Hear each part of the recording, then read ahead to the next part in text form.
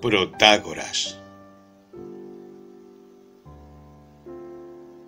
Los grandes sistemas presocráticos que hemos ido viendo tropezaron en la última parte del siglo y con un movimiento escéptico cuya figura más importante fue Protágoras, cabeza de los sofistas. La palabra sofista no tenía al principio un sentido peyorativo.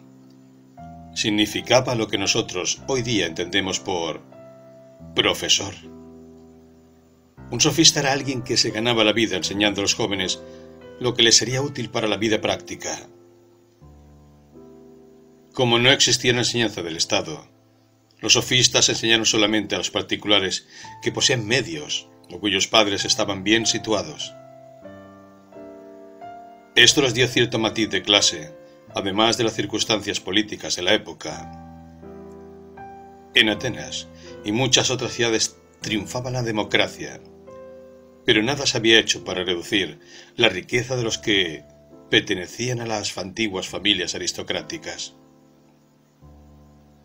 En general, los ricos encarnaron la cultura helénica. Tenían educación y ocio. Los viajes les habían limado los prejuicios tradicionales, y el tiempo que habían pasado discutiendo había agudizado su inteligencia.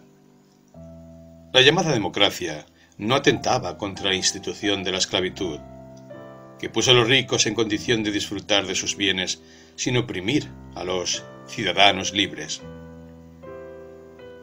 Sin embargo, en muchas ciudades, y especialmente en Atenas, los habitantes pobres sentían una doble hostilidad contra los ricos: la envidia y el tradicionalismo. Se consideraba a los ricos, muchas veces con razón, como impíos e inmorales. Derrocaron las antiguas creencias y, probablemente, pensaban destruir la democracia. De esta forma se dio el caso de que la democracia política se unía al conservadurismo cultural, mientras que los innovadores de la cultura tendían a ser reaccionarios políticos.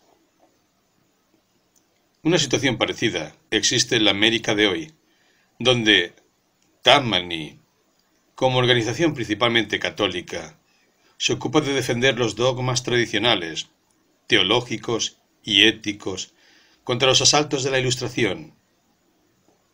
Pero los ilustrados son en América más débiles que en Atenas, porque no han logrado hacer causa común con la plutocracia.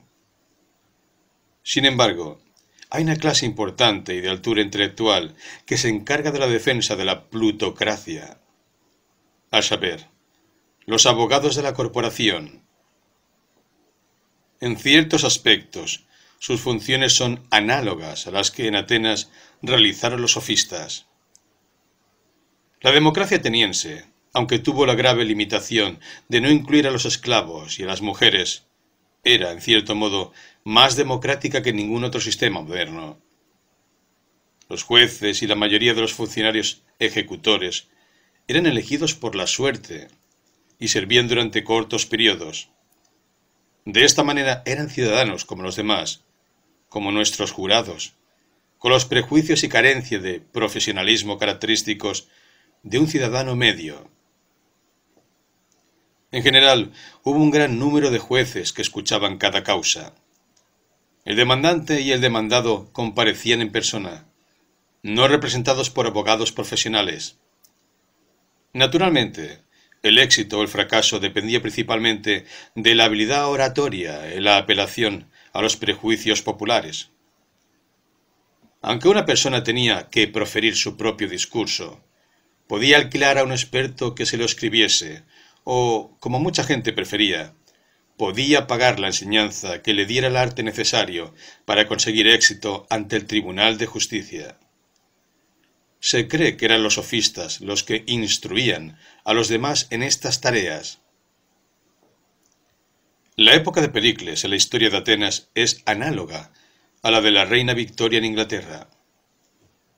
Atenas era rica y poderosa, poco perturbada por guerras, y poseía una constitución democrática administrada por los aristócratas. Como hemos visto, junto con Anaxágoras, obtuvo poco a poco el dominio de una posición democrática contra Pericles y atacó uno a uno a sus amigos. La guerra del Peloponeso estalló en el año 431 a.C. Atenas y muchos otros lugares fueron castigados por la peste. La población, que había ascendido a cerca de 230.000 habitantes, quedó muy reducida y jamás volvió a subir a su nivel anterior. Barry, Historia de Grecia 1, página 444. Pericles mismo, en el año 430 a.C., fue destituido de su puesto de general por malversación de fondos públicos, mas pronto fue rehabilitado. Sus 2 hijos murieron de la peste, y él mismo falleció al año siguiente, año 429 a.C. Fidias y Anaxágoras fueron condenados.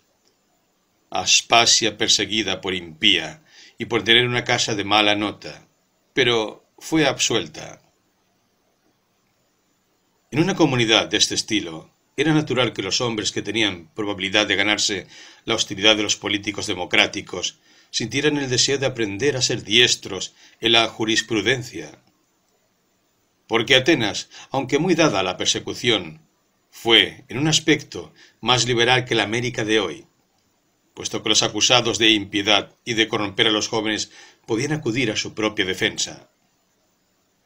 Esto explica la popularidad de que gozaran los sofistas por parte de una clase y la hostilidad por parte de otra.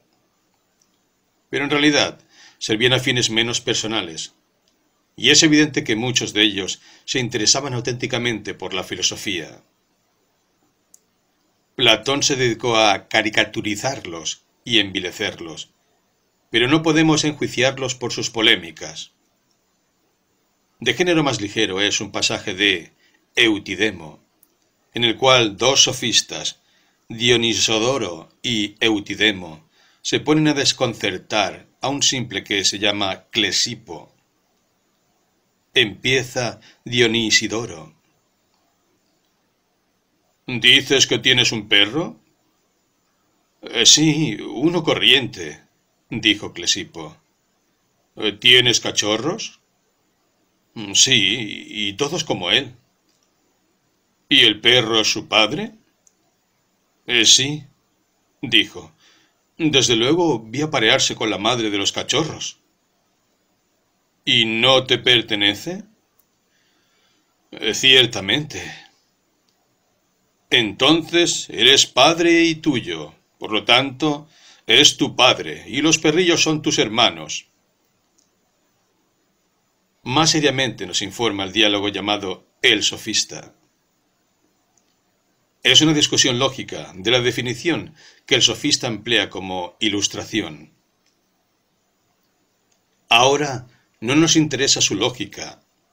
Únicamente lo que quiero mencionar del diálogo es la conclusión final. El arte de contradecir, procedente de una especie falsa de remedio vanidoso de la educación, que se ocupa en hacer semblanzas, se derivó de la concepción de imágenes, distinguidas como una porción, no divina, sino humana, de producción, que presenta un juego de sombras de palabras. Así es la sangre y estirpe que puede, con absoluta certeza, ser asignada al sofista auténtico. Traducción de Comfort. Existe un relato sobre Protágoras, sin duda apócrifo, que ilustra la relación de los sofistas con los tribunales en la mente del pueblo. Se cuenta que instruyó a un joven sobre las condiciones en que debía cobrar sus honorarios, si el joven ganaba su primer proceso, pero de otra manera no, y que el primer pleito de este joven fue realizado por Protágoras para poder cobrar sus honorarios. Es hora de abandonar estos preliminares y ver lo que realmente se sabe de Protágoras. Nació alrededor del año 500 a.C., en Abdera, la ciudad de donde procedía Demócrito. Visitó 2 veces Atenas, Su segunda visita fue por el año 432 a.C. Hizo un código para la ciudad de Turios en el año 444-443 a.C. Se dice que fue perseguido por impío, pero esto no parece ser cierto, a pesar de que escribió un libro sobre los dioses que empezaba con las palabras: respecto a los dioses, no puedo estar seguro si existen o no, ni qué aspecto tienen, porque hay muchas cosas que impiden un conocimiento seguro. La oscuridad del tema y la brevedad de la vida humana. Su segundo viaje a Atenas se describe un poco satíricamente en el Protágoras de Platón, y su doctrina se discute seriamente en el Teetetes. Se destaca principalmente por su doctrina de que el hombre es la medida de todas las cosas, de las cosas que son lo que son, y de las que no son lo que no son. Esto se interpreta en el sentido de que cada hombre es la medida de todas las cosas y que, cuando difieren los hombres, no existe una verdad objetiva en virtud de la cual una es verdadera y la otra falsa.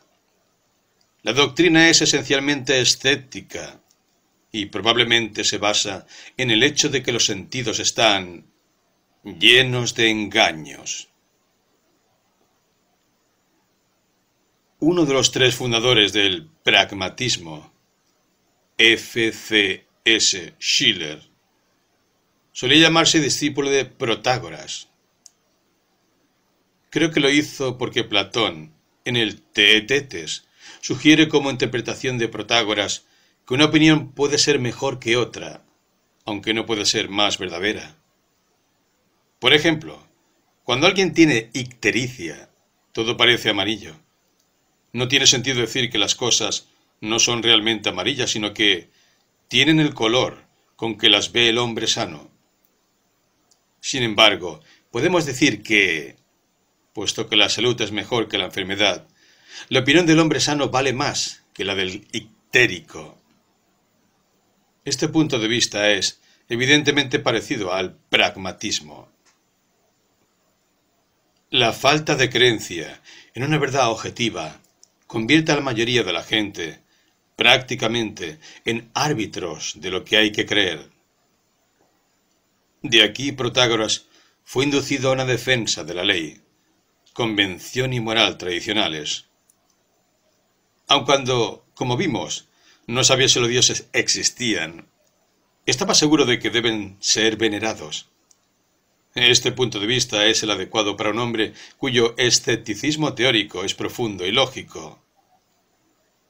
Protágoras pasó la edad madura en una especie de viaje de conferencias continuo por las ciudades de Grecia, enseñando por ciertos honorarios a todo el que deseaba tener capacidad práctica y una cultura mental más elevada. Platón objeta, con un poco de esnobismo según nuestras nociones modernas, que los sofistas cobraban dinero por la instrucción. Platón poseía medios propios suficientes y por lo visto era incapaz de darse cuenta de las necesidades de los que no tenían una buena fortuna. Es curioso que los profesores modernos, que no ven la razón para rechazar honorarios, hayan repetido tantas veces los juicios de Platón. Pero hubo otro punto en que los sofistas diferían de la mayoría de los filósofos contemporáneos. Era corriente, excepto entre los sofistas, que un maestro fundase una escuela con reglas parecidas a las de una hermandad.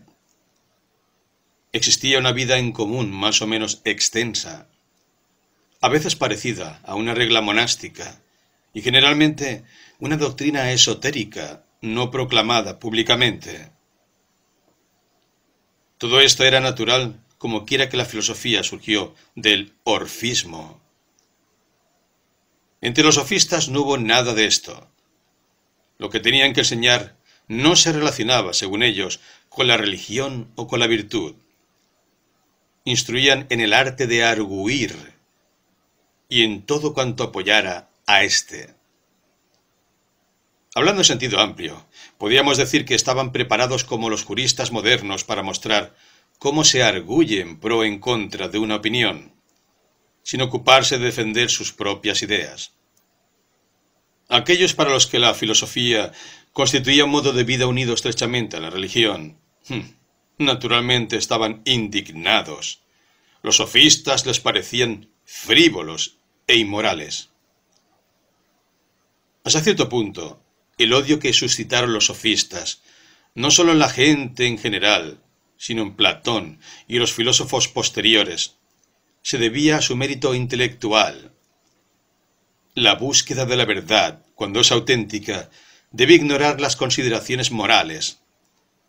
No podemos saber de antemano si la verdad resultará lo que se cree edificante en una determinada sociedad.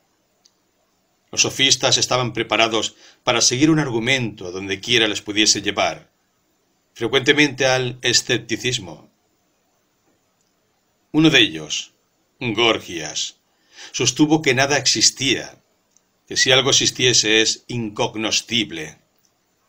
Y aun garantizando que existe, y que pudiera ser conocido por alguien, nunca podría comunicarlo a los demás. No sabemos cuáles fueron sus argumentos, pero bien puedo imaginarme que tenían una fuerza lógica que obligaba a sus adversarios a refugiarse en lo edificante. Platón se ocupa siempre en defender las ideas que harán al pueblo lo que él llama virtuoso. Casi nunca es honrado intelectualmente porque se permite juzgar doctrinas por sus consecuencias sociales. Hasta en eso no es honrado. Pretende llevar el argumento y juzgar por normas puramente teóricas, cuando en realidad está torciendo la discusión, llevándola a un fin virtuoso.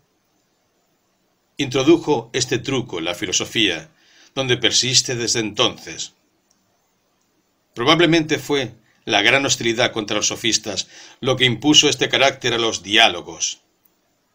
Uno de los defectos de todos los filósofos, desde Platón, es que sus búsquedas éticas parten de la suposición de que ya conocen las conclusiones a las que deben llegar.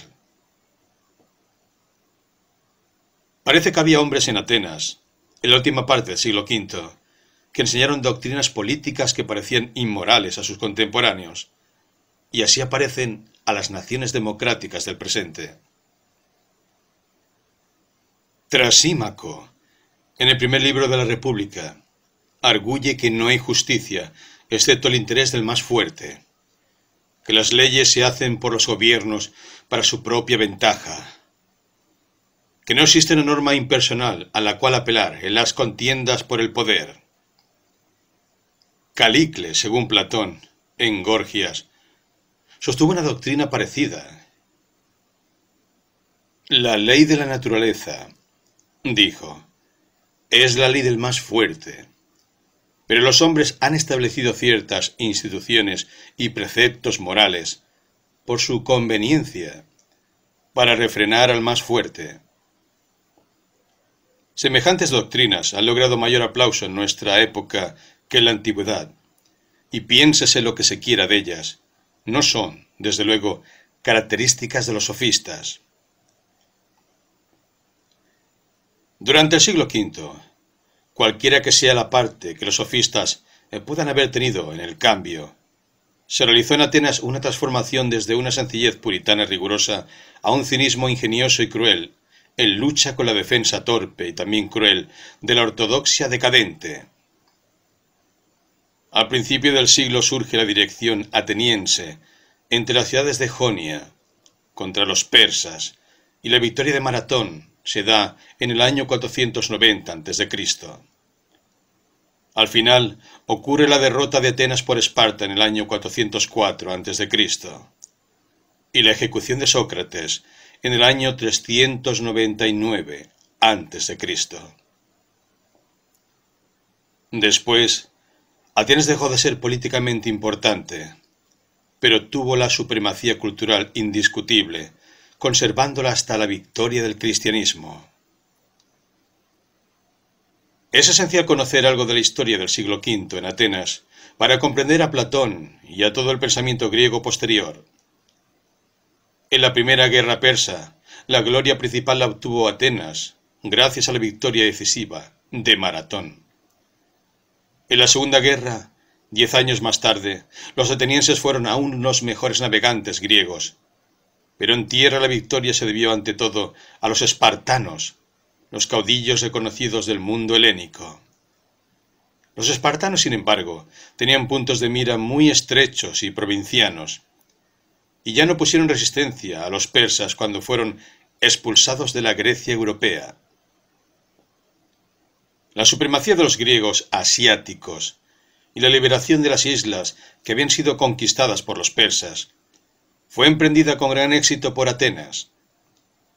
Esta ciudad llegó a ser la fuerza naval principal y logró un control imperialista considerable sobre las islas jónicas.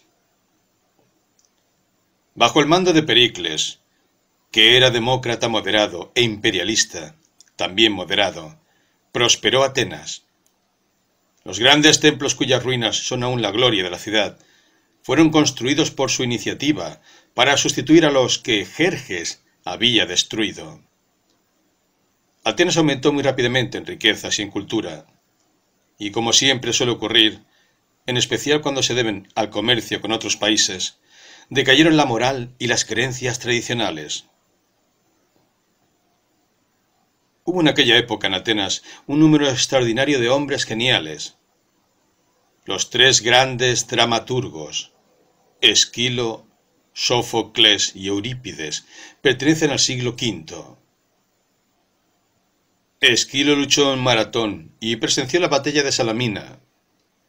Sófocles fue aún ortodoxo en materia religiosa, pero Eurípides estuvo influido por Protágoras y el espíritu libre pensador de la época, y miraba los mitos con escepticismo y de forma subversiva. Aristófanes, poeta humorístico, se burlaba de Sócrates, de los sofistas y de los filósofos, pero, sin embargo, formaba parte de su círculo.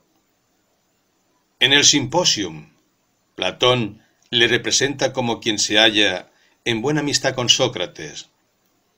Fidias, el escultor, pertenecía al círculo de Pericles, como ya hemos mencionado. En este periodo, Atenas se destacó más artística que intelectualmente. Ninguno de los grandes matemáticos o filósofos del siglo era ateniense, excepto Sócrates, y éste no era escritor, sino una persona que se dedicaba solamente a la discusión oral.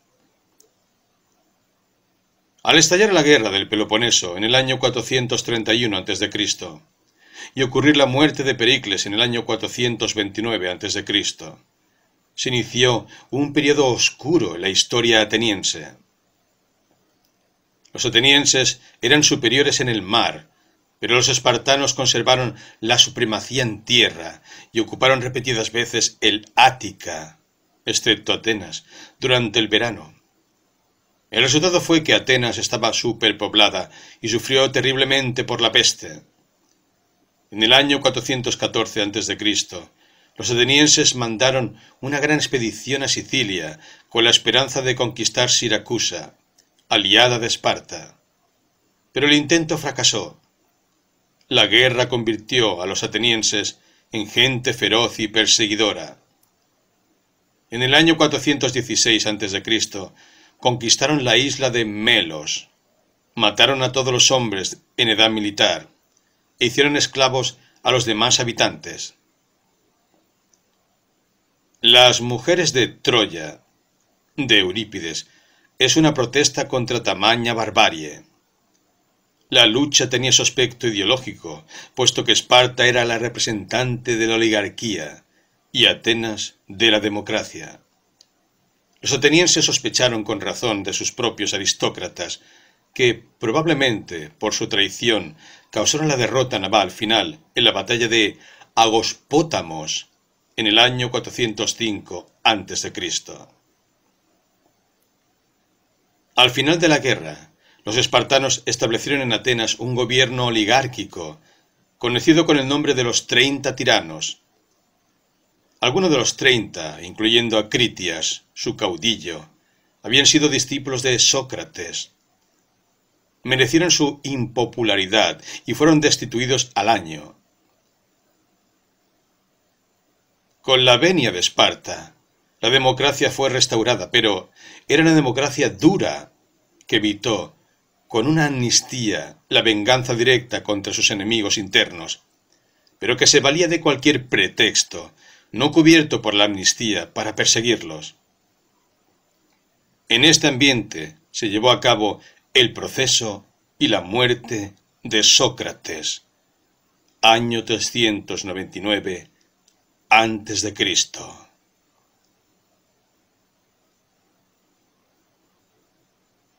Parte segunda. Sócrates, Platón y Aristóteles. Capítulo 11. Sócrates. Sócrates es un tema muy difícil para el historiador. Hay muchos hombres de quienes es seguro que se sabe muy poco, y otros de los cuales es seguro que se sabe mucho. Pero en el caso de Sócrates, la duda está en si sabemos muy poco o muchísimo. Indiscutiblemente fue un ciudadano ateniense de poca fortuna que se pasó el tiempo en disputas, enseñando filosofía a los jóvenes, pero no por dinero, como los sofistas. Es seguro que fue procesado, condenado a muerte y ejecutado en el año 399 a.C., cuando tenía cerca de 70 años. Era indudablemente muy conocido en Atenas, puesto que Aristófanes le caricaturizó en Las nubes. Pero fuera de este punto, nos vemos envueltos en controversias. Dos de sus discípulos, Jenofonte y Platón, escribieron sobre él ampliamente, pero decían cosas muy distintas. Incluso donde concuerdan, cree Barnett que Jenofonte copia a Platón. Donde no están de acuerdo hay quien presta fe a uno, hay quien le presta al otro o a ninguno. En una disputa tan peligrosa no me atrevo a tomar partido, pero expondré brevemente los distintos puntos de vista. Empecemos con Jenofonte, militar, no muy generosamente dotado de inteligencia y en conjunto convencional en sus miras. Jenofonte se lamenta de que Sócrates haya sido acusado de impiedad y corrupción de la juventud. Dice que, por el contrario, Sócrates era eminentemente piadoso y ejercía una influencia muy sana sobre los que se sometían a sus enseñanzas. Sus ideas, según parece, lejos de ser subversivas, eran bastante moderadas y de sentido común. Esta defensa va demasiado lejos porque deja sin aclarar la hostilidad que provocó Sócrates. Como dice Barnett, de Tales a Platón, página 149. La defensa de Sócrates, de Jenofonte, está demasiado lograda. Nunca hubiese sido condenado a muerte si hubiera sido de este modo. Se ha propendido a creer que todo lo que Jenofonte expone tiene que ser cierto, porque carecía de talento suficiente para pensar algo que no correspondiese a la realidad. Es un argumento muy flojo. El relato de un tonto sobre las ideas de un hombre inteligente nunca es acertado, porque inconscientemente traduce lo que oye en algo accesible a su entendimiento. Prefiero que hable de mí, mi más enconado enemigo entre los filósofos, que un amigo ignorante de la filosofía. Por lo tanto, no podemos aceptar lo que Jenofonte dice de cualquier punto difícil de la filosofía o de un argumento que debe probar que Sócrates fue condenado injustamente. Sin embargo, algunas de las referencias de Jenofonte son muy convincentes. Dice, y también Platón, cómo Sócrates se preocupaba continuamente del problema de nombrar hombres competentes en los puestos de mando. Solía preguntar: si quiero que me remiende los zapatos, ¿a quién debo acudir? A lo cual el joven ingenuo contestaría: a un zapatero. ¡Oh, Sócrates! Después preguntaba lo mismo respecto a los ebanistas, herreros, etc. Y finalmente preguntaba: ¿quién debe remendar la nave del Estado? Cuando se enemistó con los 30, Critias, su caudillo, que conocía su manera de ser porque había estudiado con él, le prohibió seguir instruyendo a los jóvenes, añadiendo: «Más te valdría ocuparte de tus zapateros, ebanistas y herreros. Tus zapatos estarán bien estropeados por el tacón, teniendo en cuenta su mucho uso». Jenofonte, Memorabilia, libro primero, capítulo segundo. Esto ocurrió durante el breve gobierno oligárquico establecido por los espartanos al final de la guerra del Peloponeso. Pero la mayor parte del tiempo, Atenas fue democrática, tanto que incluso los generales eran elegidos por la suerte. Sócrates se encontró con un joven que quiso ser general y le convenció de que le sería útil conocer el arte marcial. Así, el joven siguió un corto curso de estrategia. Cuando volvió, Sócrates, después de una alabanza satírica, le envió a que siguiera estudiando. Otro joven fue estimulado por él a aprender los principios de las finanzas. Lo mismo quiso hacer con mucha gente, incluso con el ministro de la guerra. Pero se acordó que era más fácil hacerle callar por la cicuta que sanar los males que él señaló. Respecto al relato de Platón sobre Sócrates, la dificultad es muy distinta de la del caso de Jenofonte. Es muy arduo juzgar hasta qué punto Platón quería retratar al Sócrates histórico, o hasta dónde llega su propósito de hacerle portavoz de sus propias ideas en la figura del Sócrates de sus diálogos.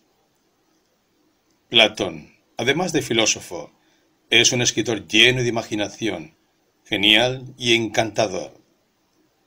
Nadie supone, ni él lo pretende, que las conversaciones de sus diálogos hayan ocurrido tal como las refiere. Sin embargo, al menos en los diálogos primeros, la conversación es enteramente natural y los caracteres muy convincentes.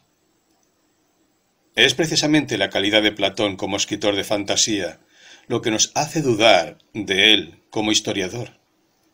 Su Sócrates es una figura sólida y extraordinariamente interesante, más allá de la capacidad que suelen tener otros poetas. Pero creo que Platón pudo haberle inventado. Si realmente lo hizo, es otra cuestión. El diálogo que se considera más histórico es la Apología. Pretende ser el discurso que Sócrates hizo en su propia defensa en el pleito. Naturalmente no es un relato taquigráfico, sino lo que retuvo la memoria de Platón varios años después del acontecimiento, elaborado literariamente. Platón estaba presente en el proceso, y ciertamente parece muy claro que lo que está escrito es algo de aquello que Platón recordó haber oído a Sócrates, y que el propósito es, hablando en sentido general, histórico. Con todas sus limitaciones, es lo suficiente para dar un retrato bastante fiel del carácter de Sócrates. Los hechos principales del proceso de Sócrates no ofrecen duda. La persecución se basaba en el cargo de que Sócrates es un malhechor y persona extraña, que indaga las cosas terrenas y sobrenaturales, haciendo parecer lo malo causa buena, enseñando todo esto a los demás. La verdadera razón de la hostilidad era probablemente que se le creía en connivencia con el partido aristocrático. La mayoría de sus discípulos pertenecían a este grupo, y algunos en puestos oficiales habían resultado perniciosos. Pero este motivo no podía evidenciarse a causa de la amnistía. Fue declarado culpable por mayoría, y después se le concedió, según la ley ateniense, que solicitara una pena menor que la de muerte. Los jueces tenían que elegir. Si encontraban culpable al acusado, entre el castigo pedido por los acusadores y el de la defensa. Era pues de interés para Sócrates un castigo material que el tribunal podía haber aceptado como adecuado. Sin embargo, propuso una caución de 30 minas, que algunos de sus amigos, entre ellos Platón, estaban dispuestos a entregar. Era un castigo tan pequeño que el tribunal se indignó y le condenó a muerte por una mayoría aún más considerable que la que le había declarado culpable. Sin duda, Sócrates preveía el resultado. Es evidente que no quiso evitar el castigo de la muerte, haciendo concesiones que pudieran parecer que reconocía su culpabilidad. Los acusadores eran Anito, político demócrata; Meleto, poeta trágico; joven y desconocido, de poco pelo, barba corta y nariz ganchuda; y Licón, retórico oscuro. Véase Barnett, de Tales a Platón, página 180.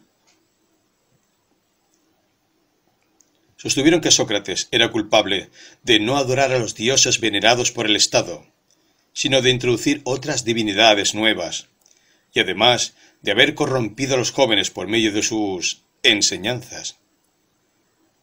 Sin preocuparnos de la cuestión insoluble del Sócrates platónico y su relación con el hombre verdadero, veamos lo que Platón le hace contestar a la acusación. Sócrates comienza por acusar de elocuencia a sus acusadores y niega ser culpable de esta misma falta. Dice que la única elocuencia de la cual es capaz es la de la verdad, y que no deben indisponerse con él si habla de la manera acostumbrada, no en oración compuesta, convenientemente adornada de palabras y frases. Tiene más de 70 años y jamás había aparecido ante un tribunal de justicia hasta ahora. Por eso ruega que le perdonen su modo poco jurídico de expresarse.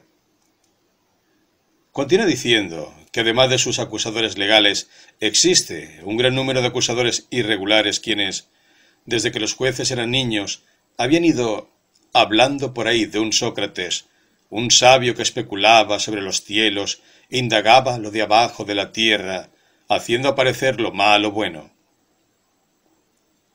Se dice que estos hombres no creen en la existencia de los dioses.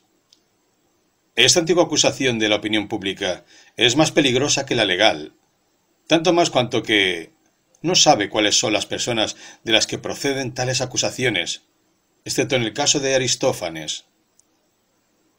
Señala, en respuesta a estas razones antiguas de la enemistad, que no es hombre de ciencia. Nada tengo que ver con las especulaciones físicas, que no es maestro y que no cobra nada por enseñar. Continúa luego burlándose de los sofistas y negando los conocimientos que ellos pretenden tener. ¿Cuál es, pues, la razón por la cual se me llama sabio y por qué tengo tan mala fama? Parece que el oráculo de Delfos fue consultado una vez sobre si había un hombre más sabio que Sócrates, y replicó que no. Sócrates declara haberse quedado completamente desconcertado, pues sabía que no sabía nada, y sin embargo, un dios no puede mentir. Por eso anduvo entre los sabios, para ver si podía convencer al dios de su error. Primero acudió a un político que era considerado sabio por muchos, y aún más sabio por él mismo.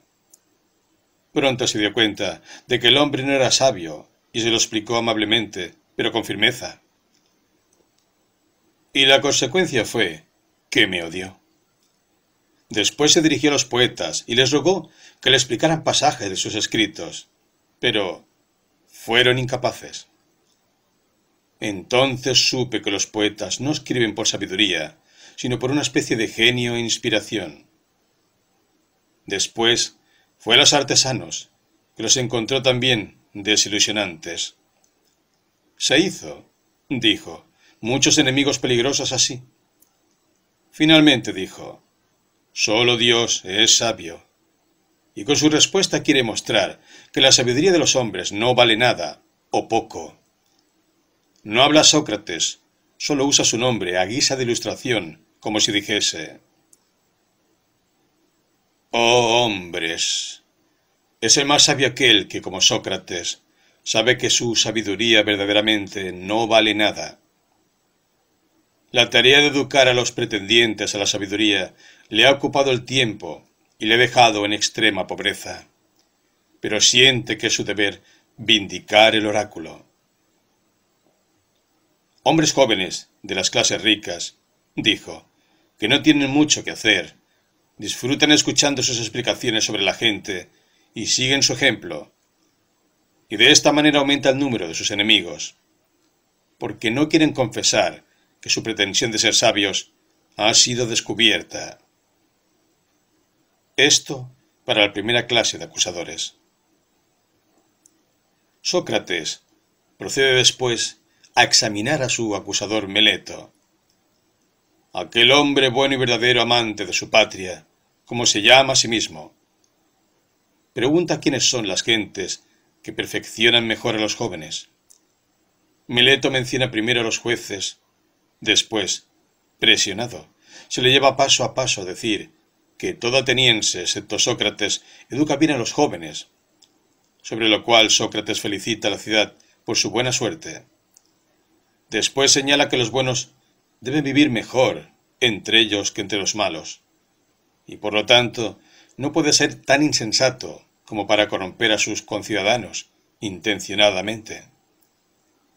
No teniendo mala intención, Meleto debía instruirle en vez de perseguirle. La acusación había dicho que Sócrates no solamente negaba los dioses del Estado, sino que introducía otros dioses propios.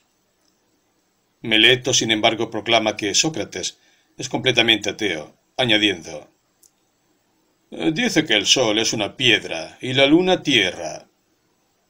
Sócrates replica que Meleto parece creer que está acusando a Anaxágoras, cuyas ideas se pueden escuchar en el teatro por un dracma, probablemente las obras de Eurípides.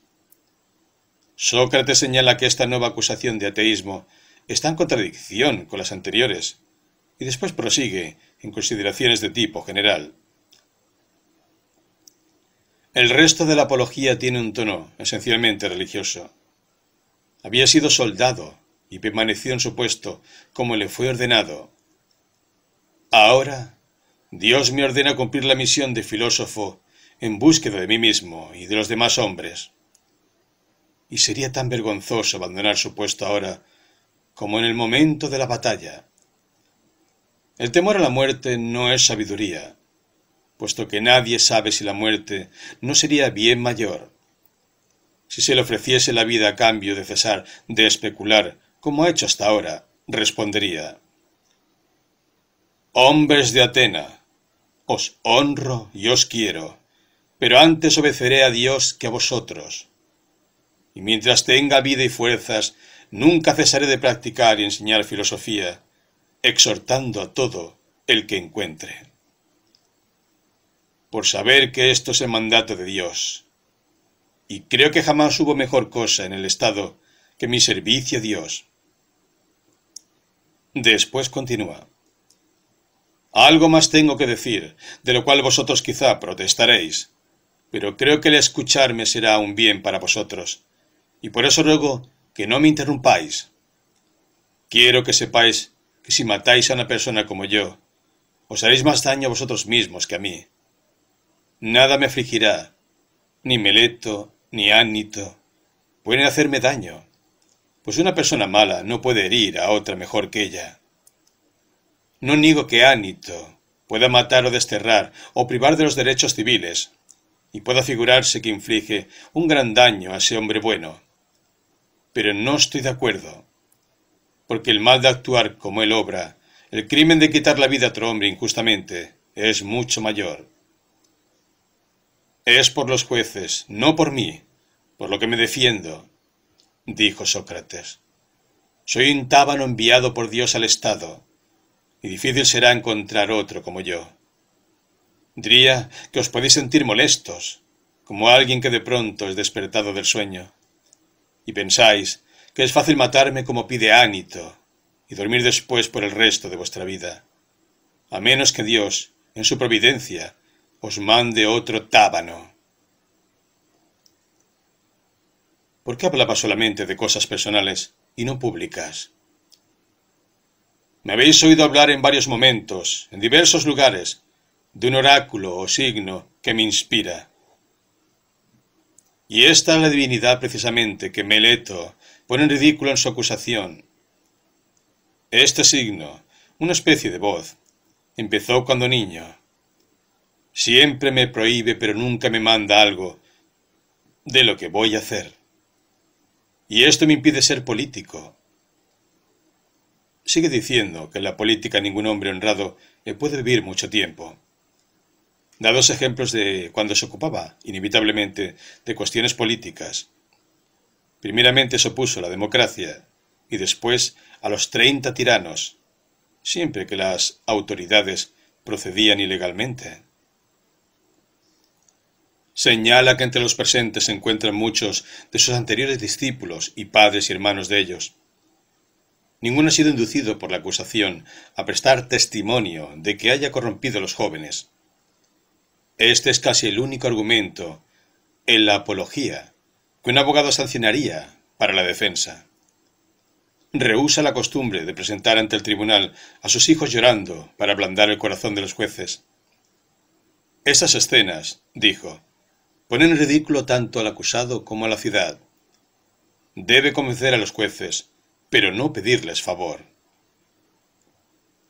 Después del veredicto y cuando se le niega permutar el castigo por 30 minas, es cuando Sócrates cita a Platón como uno de los fiadores y presente en el tribunal.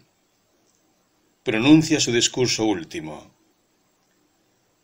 Y ahora, oh hombres que me habéis condenado, os haré profecías, porque voy a morir. Y en la hora de la muerte los hombres tienen un poder especial de predicción. Os profetizo, a vosotros que sois mis asesinos, que inmediatamente después de que os abandone, os espera un castigo mucho más grave que el que me habéis infligido. Si creéis que asesinando a los hombres podéis evitar que os censure por vuestras maldades, estáis en un error. Este no es el modo posible ni honrado de evadirse. La manera más noble y fácil no es eliminar a los demás, sino ser mejores vosotros mismos.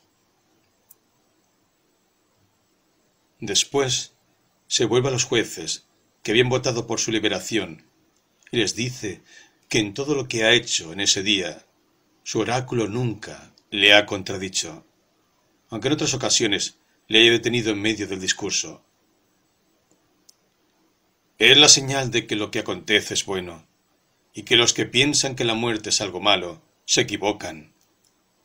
O bien, la muerte es un sueño sin ensueños, lo cual está perfectamente, o el alma emigra a otro mundo, y ¿qué no daría un hombre por hablar con Orfeo y Museo, Hesíodo y Homero? Si eso es cierto, pues dejad que me muera muchas muertes. En el otro mundo hablará con otros que han sufrido una muerte injusta, y ante todo, continuará su búsqueda de conocimiento. En el otro mundo no matan al hombre porque plantea problemas, seguro que no, porque además de que son más felices que nosotros, son inmortales, si lo que se dijo es verdad. La hora de partir ha llegado, y seguimos nuestro camino. Yo a morir, y vosotros a vivir. ¿Cuál es mejor? Solo Dios lo sabe. La apología da un retrato perfecto de un hombre de determinado tipo, una persona muy segura de sí misma, de espíritu elevado, indiferente al éxito mundano, que creía ser guiado por una voz divina y persuadido de que el pensamiento claro es el requisito más importante para una vida recta. Excepto en este último punto, se parece a un mártir cristiano o a un puritano. En el pasaje final, donde considera lo que después de la muerte ocurre, es imposible no sentir que cree firmemente en la inmortalidad, y que su incertidumbre profesada es solamente fingida. No está turbado, como los cristianos, por temores del tormento eterno. No duda que su vida en el otro mundo será feliz. En el Fedón, el Sócrates de Platón da razones de su fe en la inmortalidad. Si estas fueron las razones que influyeron en el Sócrates histórico, es cosa imposible de decir. No hay duda de que el Sócrates histórico pretendió ser guiado por un oráculo o daimón. Si esto era análogo a lo que el cristiano llamaría la voz de la conciencia, o si le pareció ser una voz verdadera, tampoco se puede saber. Juana de Arco fue inspirada por voces, síntoma corriente de locura. Sócrates probablemente sufría trances catalépticos. Al menos esta parece ser la explicación natural de un incidente que ocurrió cuando estaba en el servicio militar. Una mañana estaba meditando sobre algo que no podía resolver. No quiso ceder, sino que continuó pensando en ello desde la mañana hasta mediodía. Estaba absorto, rígido en sus pensamientos, y por la tarde llamó ya la atención y corrió el rumor por la asombrada multitud de que Sócrates había estado inmóvil y pensando sobre algo desde el amanecer. Por fin, a la noche, después de cenar, algunos jonios sacaron sus esteras y durmieron al aire libre, por curiosidad, para poder observarle y ver si Sócrates permanecía en pie toda la noche. Claro que esto ocurrió en el verano. Allí estuvo hasta la mañana siguiente, y cuando volvió la luz del día, ofrendó una oración al sol y se marchó. Cosas como estas, en menor escala, ocurrían frecuentemente a Sócrates. Al principio del simposio, Sócrates y Aristodemo van juntos al banquete, pero el primero queda atrás, abstraído. Cuando llega Aristodemo, Agatón, el anfitrión, dice: «¿Qué has hecho de Sócrates?» Y Aristodemo se asombra de que Sócrates no esté con él. Se manda un esclavo a buscarle y se le encuentra en el pórtico de una casa vecina. «Allí está rígido», dice el esclavo cuando vuelve. «Y aunque le he llamado, no se mueve». Los que le conocen bien explican que su costumbre es pararse en cualquier parte y extraviarse sin razón. Le dejan, y entra cuando la fiesta ya está a la mitad. Todo el mundo estaba de acuerdo en que Sócrates era muy feo. Tenía una nariz chata y mucho vientre. Era más feo que todos los silenios del drama satírico. Siempre estaba vestido con viejos trajes raídos, y además iba descalzo a todas partes. Su indiferencia frente al calor y al frío, al hambre y a la sed, asombraba a todo el mundo. Alcibíades, en el simposio, al describir a Sócrates cumpliendo el servicio militar, dice: «Su resistencia era sencillamente admirable cuando, privados de los víveres, estábamos obligados a marchar sin alimento. En estas ocasiones, frecuentes en tiempos de guerra, era superior a mí y a todos. Nadie se podía comparar con él. Su fortaleza en soportar el frío era asombrosa. Había hielo riguroso, porque el invierno en esa región es realmente tremendo. Y todos quedaban en casa, o si salían, se ponían muchísima ropa y tenían buen calzado, teniendo envueltos los pies en felpa y pieles. En medio de ello, Sócrates, descalzo en el hielo y con su traje corriente, marchaba mejor que los otros soldados que tenían zapatos y le miraban con odio porque parecía despreciarlos. Su dominio sobre todas las pasiones del cuerpo se evidencia continuamente. Raras veces bebía vino, pero cuando bebía superaba a todos. Nadie le había visto nunca borracho. En el amor, aun en las grandes tentaciones, permaneció platónico, si Platón dice la verdad.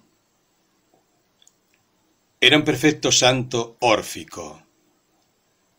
En el dualismo entre el alma celestial y el cuerpo terrenal, había conseguido el más perfecto dominio del alma sobre el cuerpo. Su indiferencia frente a la muerte, por fin, es la última prueba de este dominio.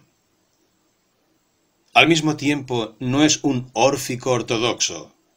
Solo acepta las doctrinas fundamentales, no las supersticiones ni las ceremonias de purificación. El Sócrates platónico se anticipa a los estoicos y a los cínicos. Los primeros sostenían que el bien supremo es la virtud, y que un hombre no puede perder la virtud por causas externas. Esta doctrina está implícita en las manifestaciones de Sócrates, de que sus jueces no pueden ocasionarle perjuicio. Los cínicos despreciaron los bienes del mundo y demostraron su desprecio, rechazando los adelantos de la civilización. Es el mismo punto de vista que indujo a Sócrates a ir descalzo y mal vestido. Parece evidente que las preocupaciones de Sócrates eran más éticas que científicas. En la Apología, como vimos, dice: «No tengo nada que ver con las especulaciones físicas». Los primeros diálogos de Platón, considerados generalmente como los más socráticos, tratan principalmente de la búsqueda de definiciones de términos éticos. El Carmides trata de la definición de la templanza o moderación. El Lisis, de la amistad. El Laches, del valor. En ellos no se llegó a ninguna conclusión, pero Sócrates explica que es importante examinar tales cuestiones. El Sócrates platónico sostiene con insistencia que nada sabe, y solamente es más sabio que otros por saber que nada sabe, pero no cree que la ciencia sea inaccesible. Al contrario, cree de extraordinaria importancia la búsqueda de la sabiduría. Mantiene que nadie peca a sabiendas y por lo tanto solo se necesita sabiduría para que todos los hombres sean muy virtuosos. La estrecha relación entre la virtud y el saber es característica de Sócrates y Platón. Hasta cierto grado existe en toda la filosofía griega en contraposición al cristianismo. En la ética cristiana, un corazón puro es esencial y puede encontrarse tanto entre los ignorantes como entre los cultos. Esta diferencia entre la ética griega y la cristiana persiste hasta hoy. La dialéctica, es decir, el método de buscar un conocimiento por preguntas y respuestas, no lo inventó Sócrates. Parece haber sido practicado primero sistemáticamente por Zenón, discípulo de Parménides. En el diálogo de Platón, Parménides, Zenón somete a Sócrates al mismo trato al que, en otro pasaje de Platón, somete Sócrates a los demás. Pero hay razones para creer que Sócrates practicó y desarrolló el método. Como vimos, cuando Sócrates es condenado a muerte, piensa, sintiéndose feliz, que en el otro mundo puede seguir haciendo preguntas siempre, y allá no puede ser asesinado por ello, puesto que será inmortal. Ciertamente, si practicó la dialéctica del modo descrito en la Apología, se explica fácilmente la hostilidad que contra él existió. Todos los tontos de Atenas se unirían contra él. El método dialéctico es adecuado para algunas cuestiones, pero para otras no. Quizá contribuyó a determinar el carácter de las preguntas de Platón que fueron, en su mayor parte, de una índole que permitía tratarlas de esta manera. Y por la influencia de Platón, la mayor parte de la filosofía subsiguiente ha estado sujeta a limitaciones que resultan de su método. Algunos temas son evidentemente inadecuados para semejante método, por ejemplo, la ciencia empírica. Cierto es que Galileo empleaba diálogos para defender sus teorías, pero solamente para vencer los prejuicios. Las bases positivas de sus descubrimientos no se podían dialogar sin incurrir en artificio. Sócrates, en las obras de Platón, pretende siempre que solamente desentraña la sabiduría que ya posee el hombre al que está interrogando. Se compara por eso con una comadrona. Cuando en el Fedón y en el Menón aplica su método a los problemas geométricos, tiene que formular preguntas capciosas que todos los jueces prohibirían. El método está en armonía con la doctrina de la reminiscencia, según la cual nosotros aprendemos recordando lo que ya supimos en una existencia anterior. Contra este punto de vista, considérese cualquier descubrimiento hecho por medio del microscopio, por ejemplo, la propagación de las enfermedades por las bacterias. A duras penas se podría sostener que esta ciencia podía desentrañarse por una persona previamente ignorante por el método de pregunta y respuesta. Los temas adecuados para el método socrático son aquellos de los que ya poseemos bastantes conocimientos para llegar a una conclusión justa, pero que no hemos logrado, por confusión del pensamiento o por falta de análisis, sacar buen provecho de ello. La pregunta, ¿qué es la justicia?, es muy adecuada para una discusión en un diálogo platónico. Todos empleamos libremente las palabras justo e injusto, y examinando cómo las empleamos, podemos llegar por inducción a la definición que mejor nos convenga. Lo que hace falta es saber cómo se emplean las palabras en cuestión. Pero cuando nuestra búsqueda termina, hemos hecho solamente un descubrimiento lingüístico, no ético. Sin embargo, podemos aplicar el método con provecho a un tipo más amplio de casos. Cuando lo que se discute es más lógico que efectivo, la discusión es un método bueno para descubrir la verdad. Supongamos que alguien sostiene, por ejemplo, que la democracia es buena, pero que personas de ciertas ideas no debían tener derecho a votar. Le convenceremos de esta incompatibilidad, probándole que al menos una de las dos afirmaciones debe ser más o menos errónea. Los errores lógicos son, creo, de mayor importancia práctica de lo que mucha gente cree. Las personas que los cometen pueden adaptar sus opiniones a todo tema discutido. Toda doctrina de lógica cohesión será en parte contraria a los prejuicios corrientes.